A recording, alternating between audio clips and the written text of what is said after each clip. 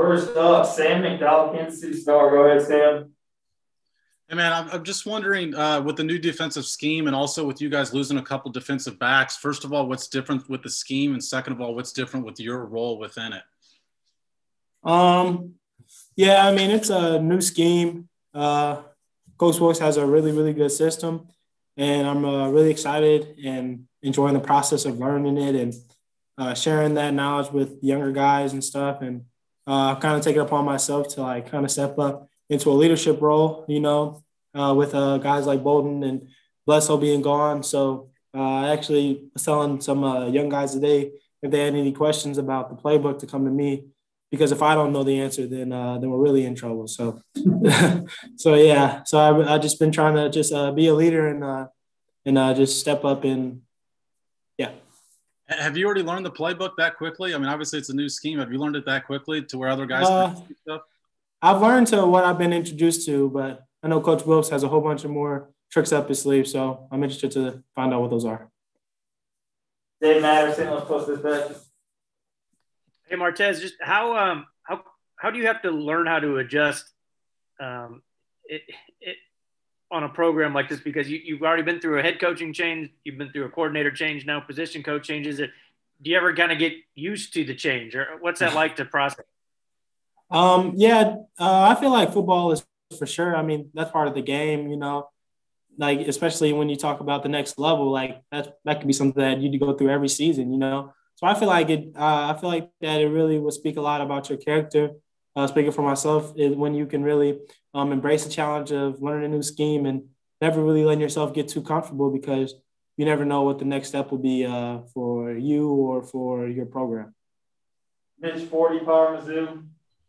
Martez, you touched on this a little bit, but obviously losing, Tyreek and Josh Bledsoe, that's obviously a lot of production on the field. But what are some of the things, other things they did that you all now have to kind of find guys to do? Both Bled and Tyreek. I mean, both of them were studs. They were legit guys, so they did things really well. But we have a lot of guys: Stacey Brown, Jelani Williams, Christian, Sean Robinson. A lot of guys who are really stepping up and becoming big-time players. So I'm excited to see their journey and be a part of that, and hopefully be able to play next to them, Eric Blum, Columbus Tribune. Hey, Martez, you kind of mentioned it in your first answer, but was that leadership role something you sought out on the team, or did someone come to you like, you're the next guy to step up with Tyreek and, Josh not being here? I would say a little bit of both. I mean, I've had guys come to me and be like, hey, man, like, especially, for example, Nick Bolden, he told me, like, next year, he said, I remember last year when I found out he wasn't playing in the bowl game, I just let him know, like, hey, man, like, you taught me a lot. You taught me how to be a baller. So I really, I'll forever be thankful for that. And he just told me then, he was like, hey, this team's going to need a leader next year. It's your decision if you're going to step up and take that role on. And I fully embraced that responsibility and want to lead one of the best defenses in the SEC. Probably the man eater. Hey, Martez, as a player, what are some of the hardest parts of the first day or two of practice that you're really trying to implement, and how do you feel like you've done that today? I feel like the first 2 days of practice, something that can really hit you, and I saw it in a lot of guys today, including myself, was the tempo. We haven't played organized football since December, so like you can see a lot of guys today where it seemed like the tempo was getting them, and once guys start to get tired, they're not making the checks and calls they need to. So that's gonna be something that I bring up tomorrow in our meetings and try to get situated and make guys aware of it, because I feel like when they are aware of what's going on, then once it's happening, they'll start to think, okay, let's make sure I'm making my checks, make sure I'm making my right calls. So I feel like just tempo and being aware of your situations that you're in your first couple of days without shoulder pads. Should definitely be like more of a learning and schematic days, I would say. Jack Sobel, the man eater. Martez, I don't think we've talked to you since Sean switched positions, but what have been your initial impressions going back to late last season of him as a safety? I mean, he's an athlete and he wants it, and he's not gonna stop until he gets what he wants. So I really commend him, and he motivates me. And man, he's just a hell of a guy, honestly. Like, that's pretty much the best way I can put it. He's gonna when he puts his mind to something and he wants to be the best at something, he's not gonna let anything get in his way or stop him from doing that. And yeah, I respect the hell out of it. Dave Matterson was supposed to fetch. Martez, in this new system, do you expect to play more in the back end or closer to the line like you did last year, or can you be all over the place? A little bit of both, I would say. A little bit all over the place. Like I said, we're only a couple plays into the playbook, so I'm not really sure yet what Coach Wilkes has in the system or where I'll be schematically speaking. But I have taken more focus on things like my weight and my speed, and this offseason has been a really big one on my coverage. So just trying to transform myself into more of a hybrid safety instead of last year. I feel like I was more of like an in-the-box safety this year. I really want to focus on and be able to take my game to that next level to be able to play anywhere on the field.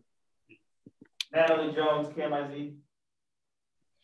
Hey, going back to Sean a little bit, what do you think for a guy like that who's kind of learning a new position here? What do you think his goals should be for spring ball and your goals together, meshing together as a defense? I would just say for Sean, it's just be a sponge and soak up all the information that you can get, especially, this being his true first year at this position. Be a sponge, take up advice, take up coaching, ask questions. And, same thing for me. You can never stop learning from this game. So I feel like with him being at a new position, just taking all the advice and all the coaching they can get and applying it every single day. Andrew Kaufman, KMIZ. Martez, has your approach changed going to this spring practices, considering what happened last year with, you guys only got 3 and then obviously everything closed after that? Yeah, just for sure. I would say maximizing each play in every practice for sure. Coach Wilkes puts a big emphasis on winning the day. And I feel like that's something that now I take on every day, no matter if we have a spring practice and I blow 8 assignments, or if we have a spring practice and I get 8 turnovers. It's just it's all about for letting that go and focusing on the new day, winning that day, winning that hour, winning that play, winning that rep.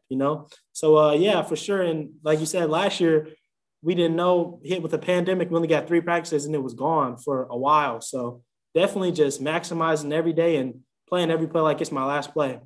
I actually sorry to ramble, but I talked to my good friend who plays in Minnesota, MJ Anderson. And I asked him about Antoine Winfield. He did the peace sign to Tyreek Hill in the Super Bowl because they played together in Minnesota.